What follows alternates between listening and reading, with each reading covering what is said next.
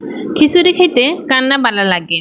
যদি হয় ঠান্ডা ঠান্ডা একটা ওয়েদার তাইলে তো আরো বেশি জমা জায়গা। হ্যালো এভরিওয়ান, আসসালামু আলাইকুম। আশা করছি আপনারা সকলেই অনেক বেশি ভালো আছেন। আমরাও অনেক বেশি ভালো আছি। আমার এই সিম্পলি মুন্নি ব্লগ চ্যানেলে সকলকে জানাই আরো একবার স্বাগতম। আজকে আপনাদের সাথে কথা কইতেছি আমরা আঞ্চলিক ভাষায়, মানে বাউনবাড়ির ভাষায়।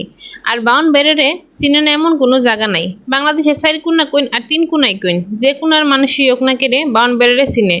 আবার ডরাই যাইন না, আমি কথাই কইতাছি, কার্য করতাম না আপনার লগে। যাই হোক, আপনার সাথে আজকে শেয়ার করবো একটা খিচুড়ি রান্না। কথা কইতে কইতে তেল মশলা পেঁয়াজ রসুন সবই বাজা হয়ে গেছে গা। আর খিচুড়ি রানতেছি আজকে রাইস কুকারের মেজে, যাতে জরজরা এবং সুন্দর হয়। আপনারা চাইলে পাতিলেও রাঁধতে পারেন। আর যারা বিয়া নতুন সংসার কিংবা ব্যাচেলর পার্টি আছেন, কিংবা কিছু খাইতে মন চাই না, মুখে স্বাদ ফিরাইতে গেলে, কিংবা হালকা একটু ওয়েদার চেঞ্জ হইলে আপনারা খিচুড়ি রাঁধতে পারেন। আর এই রোজ ফলো করলে আপনার খিচুড়ি রান্না নিশ্চিত অনেক সুস্বাদু হইব। চলেন দেখে নিই। একে একে সব মশলা পাতি দেওয়া হয়ে গেছে গা, 2 আর 1 ডাইলও দেওয়া হয়ে গেছে গা। নাইরা সাইরা বালা কইরা এটারে কষাই লুতিব ডাইলটারে।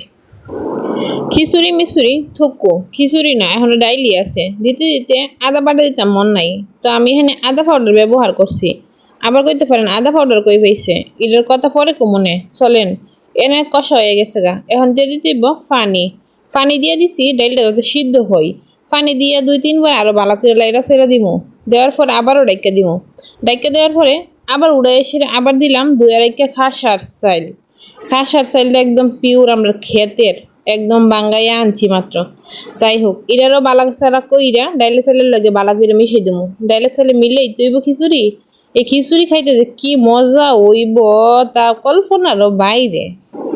যদিও আমি আপনার সাথে আমার আঞ্চলিক ভাষায় বালা কইরা বয়সটা দিতাম পারতাছি না। তার মেইন কারণ হয়েছে আক্কেল দাঁতের বেআক্কেল ব্যথা।